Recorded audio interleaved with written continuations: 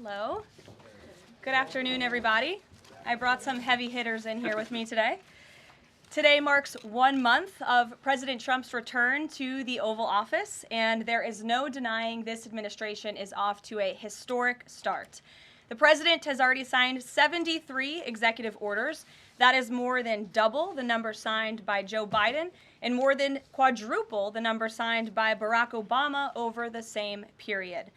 These executive orders have ended burdensome regulations, sealed the border, unleashed our domestic energy sector, eliminated divisive DEI from our federal government, stopped the weaponization of government, cut waste, fraud, and abuse, reinstituted America First trade and foreign policies, and ultimately restored common sense. The president also signed the Laken Riley Act into law, which ensures ICE will detain illegal aliens arrested or charged with theft or violence. As of today, the Senate has already confirmed 18 cabinet-level nominees, which is more than at this point under the Obama administration in 2009, and more than double the pace of the Biden administration in 2021. And today, we expect Kash Patel to be confirmed as the next director of the FBI. We are proud to announce that the president will host his first official cabinet meeting here at the White House next Wednesday, February 26th.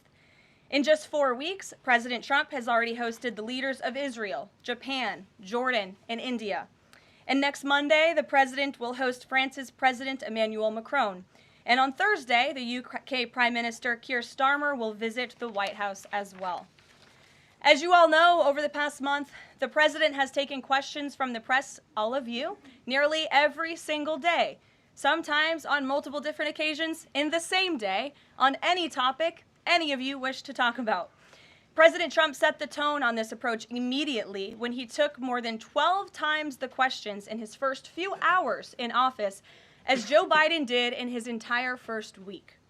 Yesterday, we hosted a local media row here at the White House with television and radio stations from across the country that reached up to 60 million viewers and listeners. In our ongoing pursuit of transparency on this 1 month celebration, I am thrilled to bring 3 of my colleagues and our policy experts here at the White House to further recap this incredible first month of accomplishments in greater detail. We have Deputy Chief of Staff for Policy and Homeland Security Advisor Stephen Miller, the Director of the National Economic Council, Kevin Hassett, and our National Security Advisor, Mike Waltz. I will hand it over to them. They will deliver brief remarks on the accomplishments of this administration in the first month, and then we will open it up to Q&A. When we open up the Q&A portion, I do ask, for the sake of efficiency in this room, that you direct your question to the principal you seek an answer from, and I will call on you in this room. But first, I will let them roll through their remarks, and first up, I'll turn it over to Stephen Miller. Thank you. It's great to be back. And I want to just thank you all for joining today, our 1-month celebration of the most historic opening to a presidency in American history. No president comes close to what Donald Trump has achieved over just the last 30 days. He has packed 8 years of transformative action, restoring this nation, restoring our laws, restoring fairness, restoring economic opportunity, restoring national security in just 1 month. No one in this country has ever seen anything like it. And when you look at the consequentiality and the significance and the transformative nature of the actions he's taking, it truly defies description. For example, in just one area, this nation has been plagued and crippled by illegal discrimination, diversity, equity, and inclusion policies. It's strangled our economy, it has undermined public safety, it has made every aspect of life more difficult, more painful, and less safe. He has ended all DEI across the federal government. He has terminated all federal workers involved in promulgating these unlawful policies. He has ended diversity, equity, and inclusion in all federal contracting. He has restored merit as the cornerstone of all federal policy, restored the full, fair, impartial enforcement of our federal civil rights laws for the first time in generations. And he has cracked down on individuals across this government and nonprofits who have engaged in illegal racial discrimination against the American people. This includes making clear to every educational institution in this country that ending diversity, equity, and inclusion, ending unlawful race discrimination is a precondition of receiving federal funds. He has also saved women's sports by ending the participation of men in women's sports. He has ended radical gender ideology across the entire federal government, and he's pressured the private sector to also end and combat radical gender ideology. He's reestablished the scientific and biological truth that there are only two sexes in this country, male and female, that those are biologically based determinations. They are not based and can never be based on gender identity. That includes rooting out of the Department of Defense all DEI policies, all critical race theory, all gender madness, and once again having a military that is focused solely and exclusively on readiness, preparedness, and lethality. As I'm sure Kevin will talk about more, of course, he has undertaken a historic cost-cutting effort across the federal government, launching the first ever Department of Government Efficiency, uncovering corruption on a scale that we never thought imaginable, terminating every single federal worker that we have found to be engaged in the corruption and theft and the waste of taxpayer dollars, and already saving $50 billion in a single year, which over a 10-year period would be $500 billion. Just think about how vast and enormous that sum is. Of course, as you all know, he has renamed the Gulf of Mexico to its correct and proper name, the Gulf of America. He has renamed Mount Denali into Mount McKinley, part of a historic effort to restore patriotism and national pride all across this land. He has ended the weaponization of the federal government, restored the Department of Justice to its true mission of combating threats to this nation and keeping the American people safe. He has ended all federal censorship of free speech. This has been one of the greatest crises that has plagued this nation. Years and years and years of the federal government violating the First Amendment to take away Americans' right of free speech. President Trump has ended that, and he has demanded that all federal workers, all law enforcement, cease any effort to intimidate the rights of Americans or to police their speech. He has also restored the death penalty at the Department of Justice, including for illegal aliens who commit murder, including for those who murder cops, and including for all of those who threaten Americans with heinous acts of violence. The death penalty is back. Law and order is back. The streets are being made safe once again. On the public health front, he has launched the nation's first ever commission, the MAHA Commission, Make America Healthy Again, following the historic confirmation of RFK Jr., to finally uncover the true root causes of the public health crisis in this country, the childhood disease epidemic in this country, the spiraling rates of pediatric cancer, and devastating childhood sickness.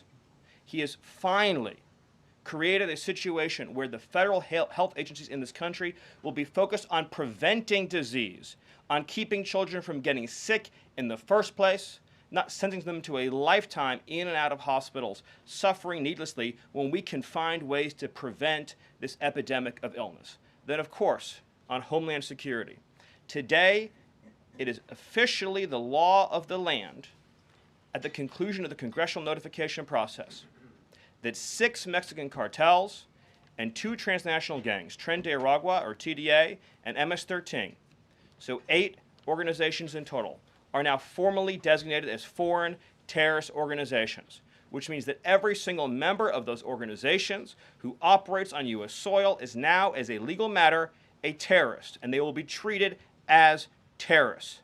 This is a sea change in U.S. policy, and this means the Department of Justice and the Department of Homeland Security, along with the rest of U.S. law enforcement and the Department of Defense, are now operating in a legal reality where these cartels are recognized as terrorists. And there will be a whole of government effort to remove these terrorists from our soil and to degrade their ability to threaten or undermine any American security or sovereignty interests. Border crossings, since the day he took office, are down 95%. I think it's almost impossible to even describe the scale and scope of that achievement. President Trump, within days of taking office, cut border crossings 95%. And those few who have dared to cross are being either prosecuted or deported. They're either facing significant jail time for trafficking, smuggling, harboring, aiding, impeding, or they're being immediately removed from our soil. Either way, at the end of the process, they are going home. He's re-implemented Remain in Mexico, and he has obtained historic cooperation from foreign countries all around the world in accepting their deportees back. And he has used the United States military to fully seal the southern border with a historic deployment of both active duty and National Guard troops, resumed the building of infrastructure, he has opened up Guantanamo Bay, and he's using military aircraft to carry out deportations all across this country.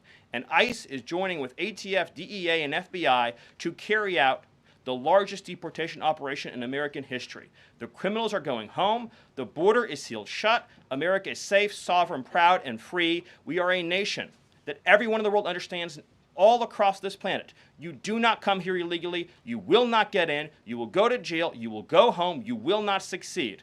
This is the biggest and most successful change in any area of law enforcement that this nation has ever seen, and he did it in under 1 month. Thank you. Yes. Well, thank you, Karoline. Thank you, Stephen. One of the things that President Trump cares most about is job creation, and it was about 7 years ago I had the honor of joining you in this room for the first time, and it looks like we've created a lot more jobs in the last month. Look at how many people are here. My estimate is about 180, but I didn't count. So thank you. It's really an honor to be back here. I think that I just want to go over a few things and then hand it off to Mike. The first thing is that the president has told us to prioritize fighting inflation. And he had to do that because, as you know, President Biden let inflation get completely out of control. And he did it with policies that made no sense. They made no sense. A lot of times you people say to us, our friends the journalists, why are you doing that? But I like to think, why did they do that? Why did they spend so much money? And then why did the Fed print so much money so that we had inflation as high as we've ever seen since Jimmy Carter? So why did they do that? So we're addressing inflation. We didn't have to address it in the first term because it was always in the ones, almost always. But we're going to get it back there. And how are we doing it? Well, we're doing it with a plan that President Trump and I and others have talked about in the Oval that involves like every level of fighting inflation. First, the macroeconomic level. We're cutting spending. We're cutting spending in negotiations with people on the Hill.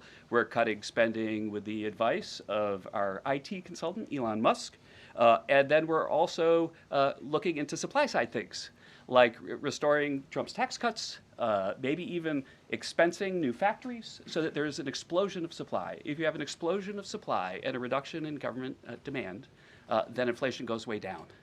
And then one of the things that you want to say is, well, when are you going to see it? Well, the first thing that you'll see when the markets believe that we're going to get inflation under control is that the 10-year Treasury rate goes down, because that's how they think about future expected inflation. And so we're still going to see some memory of Biden's inflation. It's not going to go away in a month.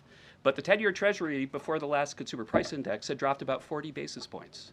40 basis points because markets were optimistic about our ability to fight inflation. 40 basis points is kind of not a fun thing to say. Economists talk that way. I apologize. But the way to think about it is, for a typical mortgage, if that affects the mortgage rate, then it's going to save a typical family buying a house about $1,000 a year. And that's just in our first month. Okay. The second thing we've done is we've had a lot of trade talks. In fact, I was just meeting a minister from Mexico with Howard Lutnick just a couple of hours ago. And we're talking about reciprocal trade, and we're also talking about the fentanyl crisis. And so reciprocal trade is about our government treating other governments the way they treat us. We want trade to be fair. It turns out that Americans have been disadvantaged by foreign governments over and over, and President Trump wants it to stop. And the fact that struck me as most noticeable when I started to look at what President Trump was asking us to do is that last year we have data, U.S. companies paid $370 billion in taxes to foreign governments. $370 billion. Last year, foreign multinationals paid us $57 billion in taxes. We have 1/4 of world GDP. They have 3/4 of world GDP, and we're paying 370, they're paying 57. This is not reciprocal.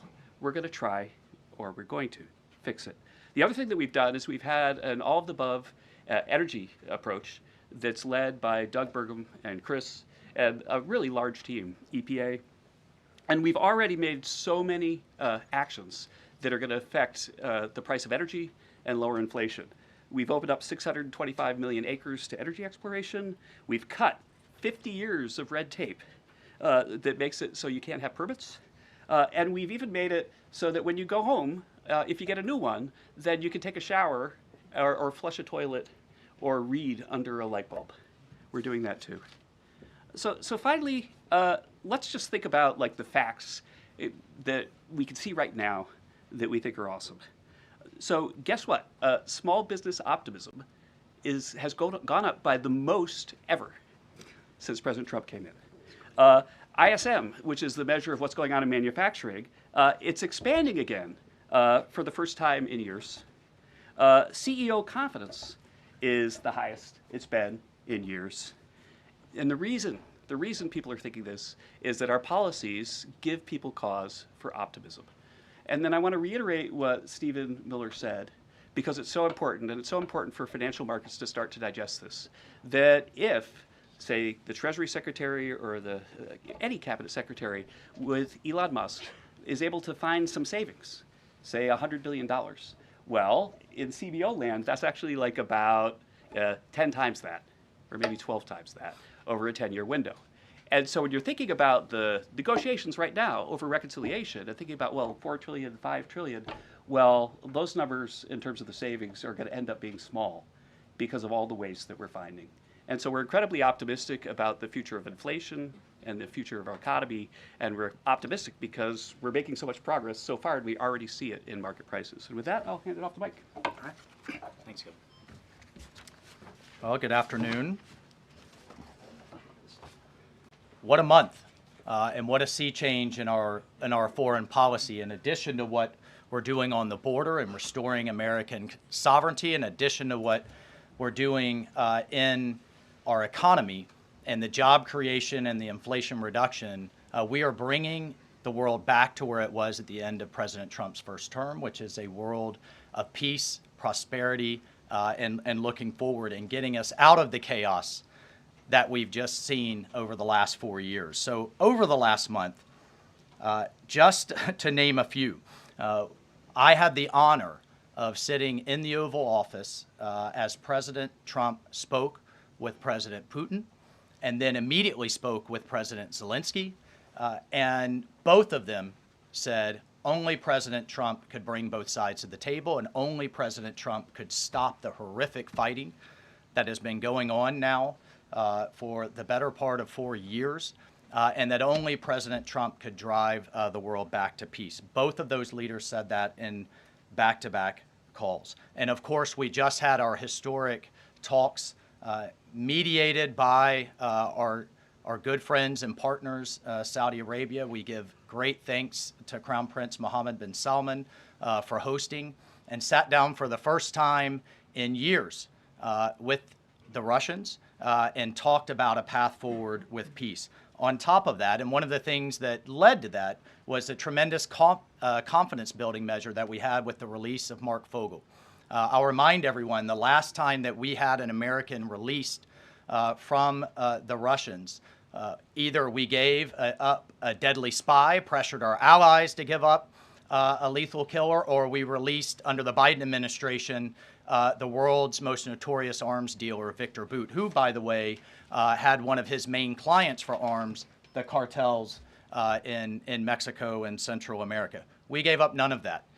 This was released as a confidence-building measure, working with our great Middle East envoy, Steve Witkoff, and our Secretary of State as a first step towards opening these talks and then moving forward towards peace. On top of that, we've secured, just in a month, the return of 12 American hostages from Russia, from Bulgaria, from Venezuela, the Taliban, and Hamas. Excuse me, that's from Belarus, not Bulgaria. We also had, for the first time in quite some time, we took out a senior leader of ISIS, an international financier and recruiter that the military had been trying to take out for quite some time, and wasn't able to do so, frankly, because of a bureaucratic approval process. President Trump said, take him out, and that ISIS financier and leader is no longer on this earth. We've also taken action to eliminate other terrorist organizations in the Middle East. We drove before the president was even in office. He started talking consequences for people that would hold Americans. Heretofore, there's been nothing but upside. You take an American, you get some better deal. You take another one, maybe you get a better deal. No more. There is now nothing but downside for taking Americans illegally, either as hostages or illegal detainees. And when President Trump sent a very clear message across the Middle East, but particularly to Hamas, that there would be all hell to pay, we suddenly saw a breakthrough. And now we just saw the release of yet another group of hostages.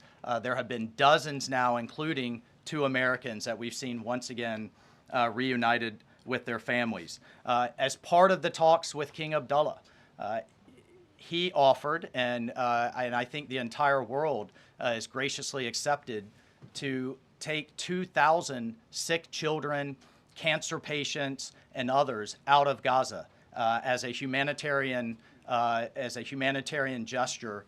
2,000 Gazans will come out of that hellhole that it is, that wasteland that Gaza is right now, with unexploded ordnance, with debris everywhere, with no sewage, with no water. And President Trump has put forward a plan to deal with the practical reality that is 1.8 million Gazans now truly suffering.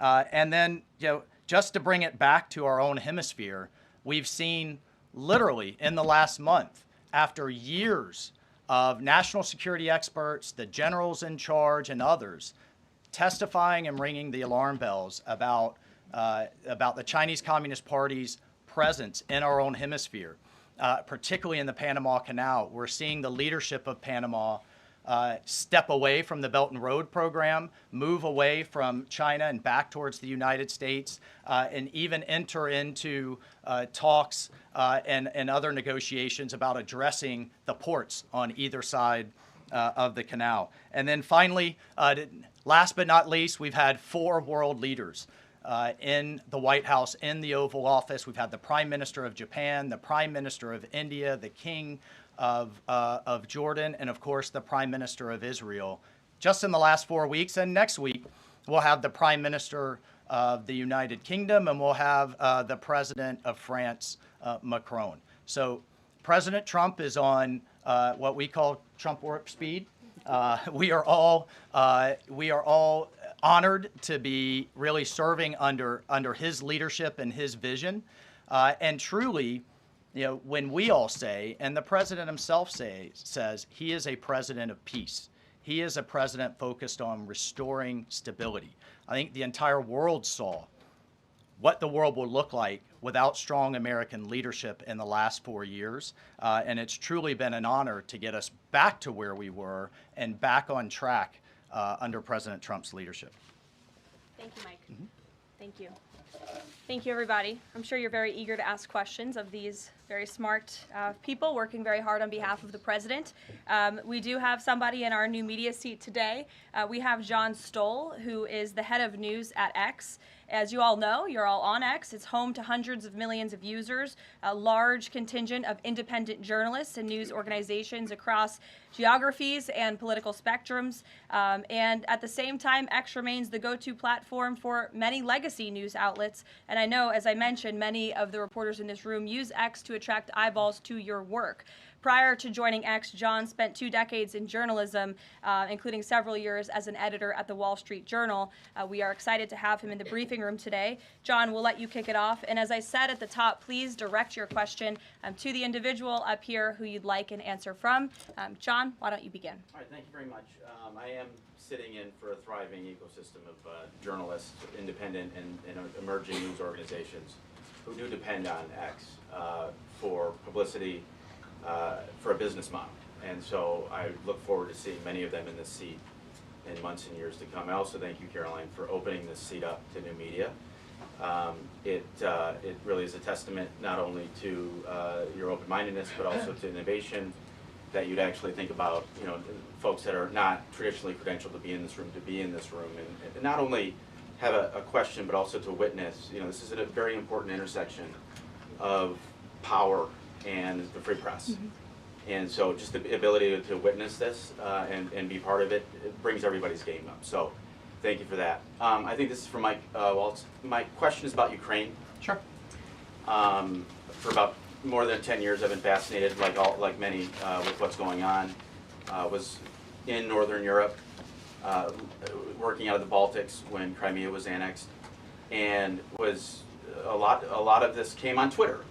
The platform used to be known as Twitter. Was a lot of European leaders would talk about their disappointment and solidarity with Ukraine, but when it came to actually doing something, it felt like they were passing a hot potato and sent it over the Atlantic.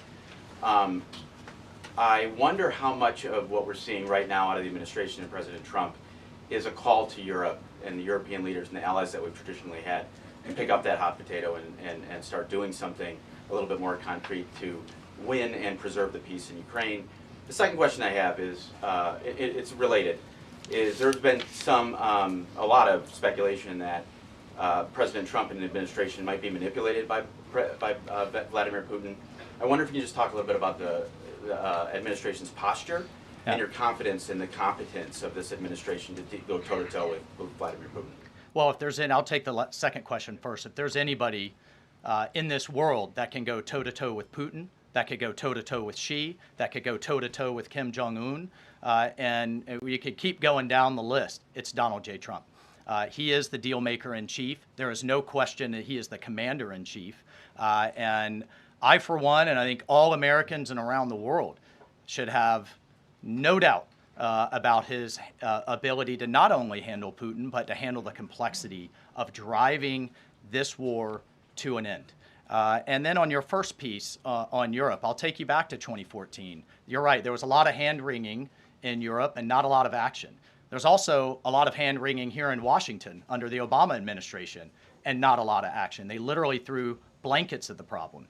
And so I'll remind everyone that Putin had some type of conflict, invasion, or issue with their neighbor under President Bush with Georgia, under President Obama with Ukraine 2014, not under President Trump 45, and again with President Biden in 2022.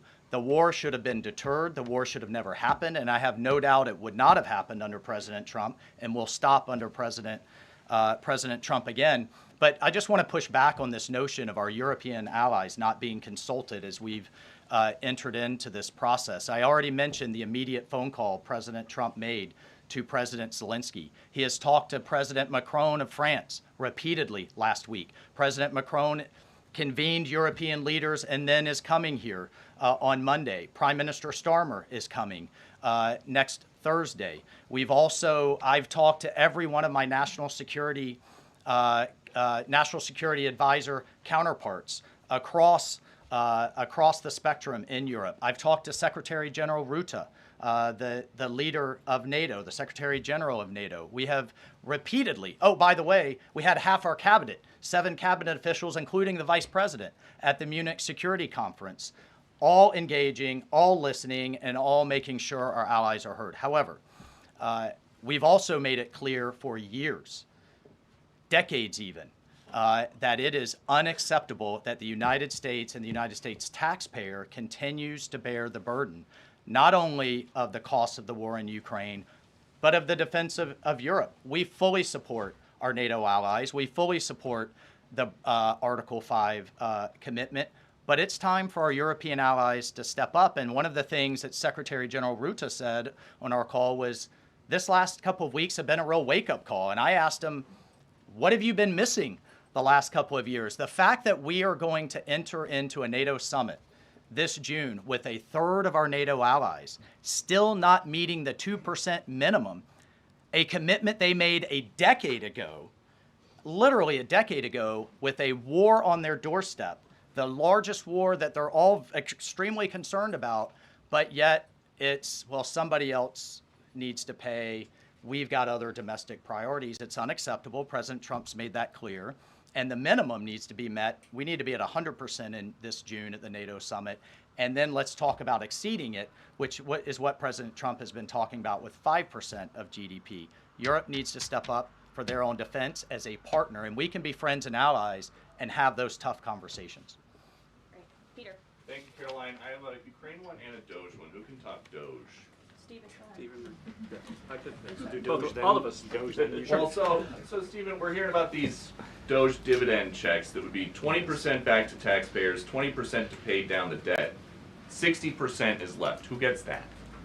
Well, the way that it works is when you achieve savings, you can either return it to taxpayers, you can return it to our debtors, or it can be cycled into next year's budget, and then it just lowers the overall baseline for next year. So in other words, you can just transfer it into the next fiscal window and then lower the overall spending level. And that means that you can achieve a permanent savings that way, and that reduces the deficit. And when is it that people might see those checks? Well, this is all going to be worked on through the reconciliation process with Congress that's going underway right now. As you've seen, the Senate's moving a bill, the House is moving a bill. The President has great confidence in both chambers to deliver on his priorities. I would just take this opportunity to note that President Trump has made a historic commitment to the working class of this country to fight for major tax relief and major price relief. And cutting spending, as Doge is doing, and cutting taxes is the key to delivering on both of those promises, and President Trump is resolutely committed to doing both. Thank you. And on Ukraine, I guess this is for Mike. Sure. After the president's post on Truth Social yesterday, need to know, who does he think is more responsible for the Russian invasion of Ukraine, Putin or Zelensky? Well, look, his goal, Peter, is to bring this war to an end, period. And there has been ongoing fighting on both sides. It is World War I style trench warfare. His frustration with President Zelensky is that you've heard is multifold. One, there needs to be a deep appreciation for what the American people, what the American taxpayer, what President Trump did in his first term, and what we've done since. So some of the rhetoric coming out of Kyiv, frankly, and insults to President Trump were unacceptable, number one. Number two, our own Secretary of Treasury personally made the trip to offer the Ukrainians what can only be described as a historic opportunity. That is for America to co-invest with Ukraine in their minerals, in their resources, to truly grow the pie. So case in point, there's a foundry that processes aluminum in Ukraine. It's been damaged. It's not at its current capacity. If that is restored, it would account for America's entire imports of aluminum for an entire year. That one foundry. There are tremendous resources there. Not only is that long-term security for Ukraine, not only do we help them grow the pie with investments, but we do have an obligation to the American taxpayer in helping them recoup the hundreds of billions that have occurred. So, rather than enter into some constructive conversations about what that deal should be going forward, we got a lot of rhetoric in the media that was incredibly unfortunate. And I could just tell you, Peter, as a veteran, as somebody who's been in combat, this war is horrific. And I think we've lost sight of that, of the literally thousands of people that are dying a day, families that are going without the next generation.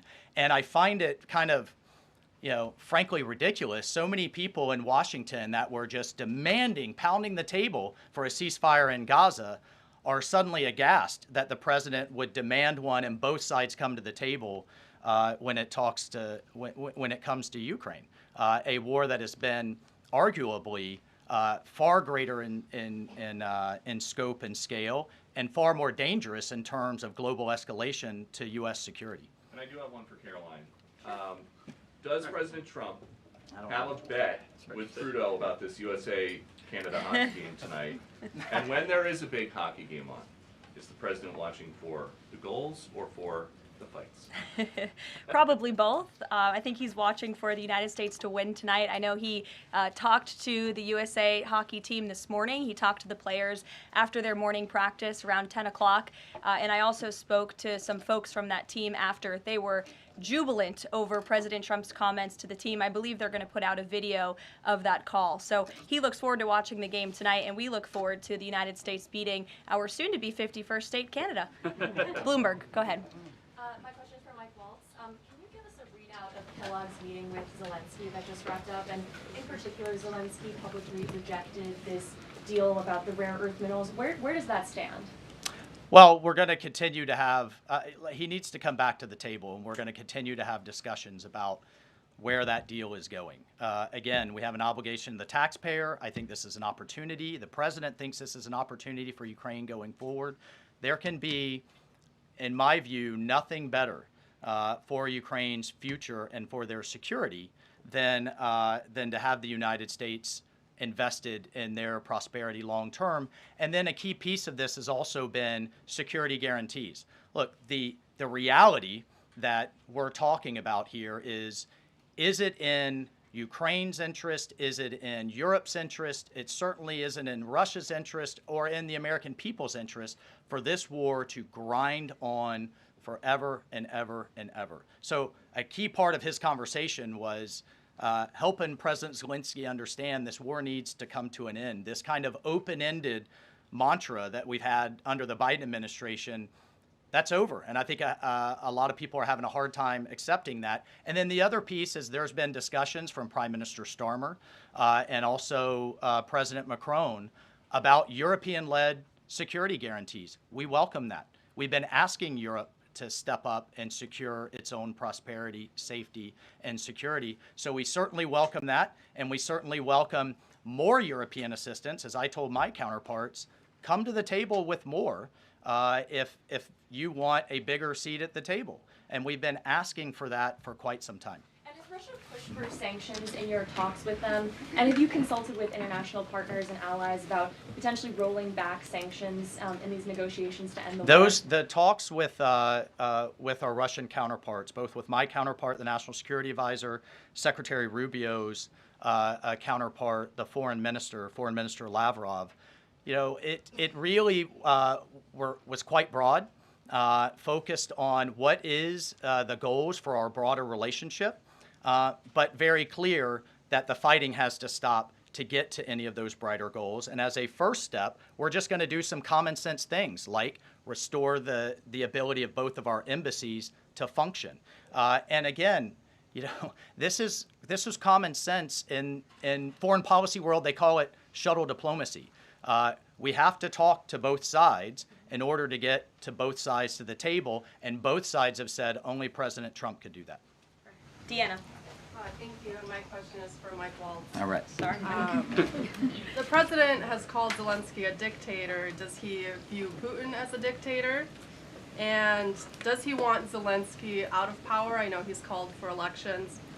And then thirdly, the head of the Defense Committee in Ukraine's parliament just has claimed that the U.S. has stopped selling weapons to Ukraine. Is that true?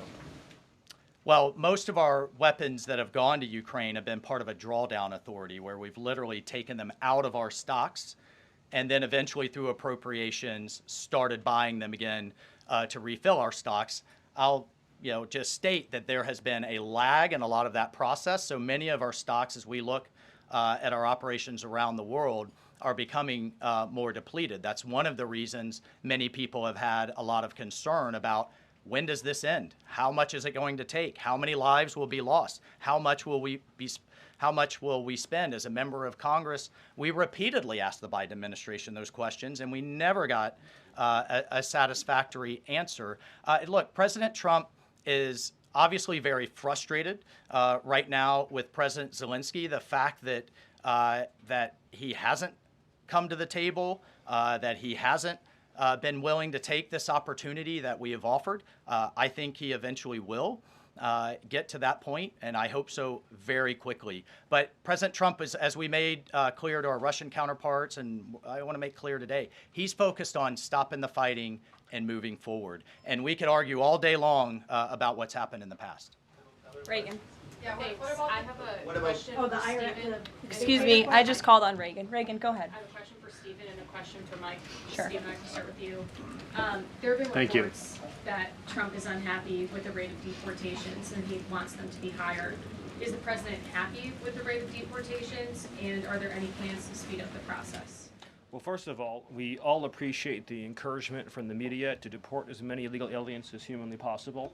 So thank you, and I will promise you that the full might of the Department of Homeland Security, the Department of Justice, the Department of Defense, and every element and instrument of national power will be used to remove, with speed, all criminal illegals from the soil of the United States of America, to enforce final removal orders, and to ensure that this country is for American citizens and those who legally belong in this country. We inherited an ICE that was completely shuttered. We inherited a Department of Homeland Security whose sole mission was to resettle illegal aliens within the United States of America. In 30 days, the president sealed the border shut, declared the cartels to be terrorist organizations, has increased ICE deportations to levels not seen in decades, and we are shortly on the verge of achieving a pace and speed of deportations this country has never before seen. Thank you. And Mike, there have been reports that there's some underground opposition to Trump's pick for Undersecretary of Defense and Policy, Elbridge Colby. Have you or anyone from the administration been personally lobbying senators to support Elbridge Colby? Look, I've worked with Bridge Colby in the past. He has the president's full support to be the Undersecretary of Policy, which will be a critical policy arm for Secretary Hegseth going forward that will implement a lot of these policies. And really, that's been to the extent of it. I think there's been a lot of kind of, breathless, I don't know, back and forth in the press, but we're full speed ahead to get the president's team in place so we can implement his America First policy. Thank you. Mike has spoken pretty extensively. Does anybody have questions for Stephen or for Mr. Hassett? Nobody wants to talk about the economy? Sure. IRS? Okay, go ahead. This would be for either one of you. So we reported, several other outlets have reported that about 3,500 people are due to be lose their jobs at the IRS by the end of the week. If the goal of these spending cuts across the federal government has been to reduce the debt, why impose some of the deepest cuts we've seen so far at the agency responsible for raising revenue for the federal government? Well, I think our objective is to make sure that the employees that we pay are being productive and effective. And there are many, more than 100,000 people working to collect taxes, and not all of them are fully occupied. And the Treasury Secretary is studying the matter and feels like 3,500 is a small number, and probably can get bigger, especially as we improve the IT at the IRS. And so I think that it's absolutely something that is on the table for good reasons. And the point is that don't just talk about the IRS, talk about all of government. That there are so many places, I live in DC, you maybe live in DC, where nobody's going to the buildings.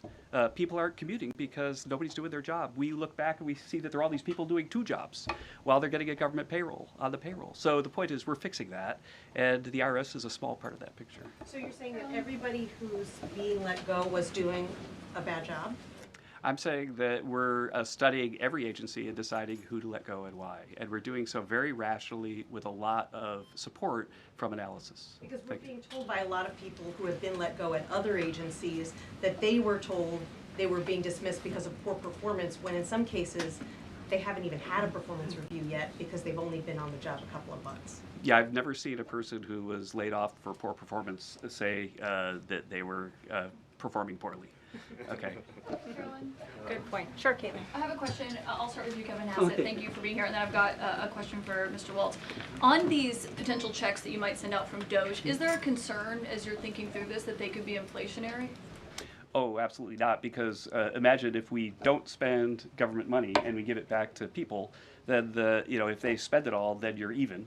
But they're probably going to save a lot of it, in which case you're reducing inflation. Okay, so And also, when the government spends a lot, that's what creates inflation. We learned that from Joe Biden. And so if we reduce government spending, then that's, reduces inflation. And if you give people money, then they're going to save a bunch of it. And when they save it, then that also reduces demand and reduces inflation. Okay, so you're not worried about it. And No, I'm Mr. not. Waltz, to follow up on Peter's question, you wrote in an op-ed in the fall of 2023 that, quote, Putin is to blame, certainly like Al-Qaeda was to blame for 9/11. Do you still feel that way now, or do you share the president's assessment as he says Ukraine is to blame for the start of this war? Well, it shouldn't surprise you that I share the president's assessment on all kinds of issues. What I wrote as a member of Congress was as a former member of Congress. Look, what I share the president's assessment on is that the war has to end. And what comes with that? What comes with that should be, at some point, elections. What comes with that should be peace. What comes with that is prosperity that we've just offered in this natural resources and economic partnership arrangement. An end to the killing. And, European security and security for the world. The president's not only determined to do that in Europe, he's determined to do it in the Middle East. And just a few months ago, we had an administration that had tried for 15 months, week after week, sitting with you here and couldn't get us to a ceasefire, couldn't get our hostages out. Now we're at that point. We're back to maximum pressure on Iran, and we have just begun, and we will drive towards a ceasefire and all of those other steps. I'm not going to pre-negotiate or get ahead of the sequencing of all of that. It's a very delicate situation, but this is a president of peace, and who here would argue against peace? Okay, so you do share that assessment. And can I follow up? In 2017, go ahead, then Jordan. President Trump. Go Can I ahead, just Jordan. follow up really You quick? just had 2 questions, Caitlin. Meg, Jordan, can I go ahead. I have an important follow-up. Jordan, from go my ahead. So, Go ahead. Mr. Hassett, you were speaking about tariff revenue, and you also addressed a question about the IRS. President Trump has spoken about replacing income tax with tariff revenue, especially with all this waste, fraud, and abuse that we're seeing cut. Is that a possibility? Absolutely, and in fact, if you think about the China tariff revenue that we're estimating is coming in from the 10% that we just added, plus the de minimis thing, that it's between $500 billion and $1 trillion over 10 years is our estimate. And that's something that is outside of the reductions that markets are seeing through the negotiations up on the Hill. And so we expect that the tariff revenue is actually going to make it much easier for Republicans to pass a bill, and that was the president's plan all along. And then I have a question for Stephen Miller about Doge. So you spoke about Doge. You said roughly $50 billion is set to be cut in a year of waste, fraud, and abuse by unelected bureaucrats. We're hearing this ironic narrative from the president's critics and the left-wing media that Elon Musk is an unelected bureaucrat and he's doing all this terrible stuff. Isn't one of Doge's objectives to get rid of the federal bureaucracy, the deep state, and also who was running the White House when Joe Biden was in office? Because I don't know a single person who believes it was Joe Biden. Yes, you're tempting me to say some very harsh things about some of our media friends. Yes, it is true that many of the people in this room for 4 years failed to cover the fact that Joe Biden was mentally incompetent and was not running the country. It is also true that many people in this room who have used this talking point that Elon is not elected fail to understand how government works. So I'm glad for the opportunity for a brief civics lesson. A president is elected by the whole American people. He's the only official in the entire government that is elected by the entire nation.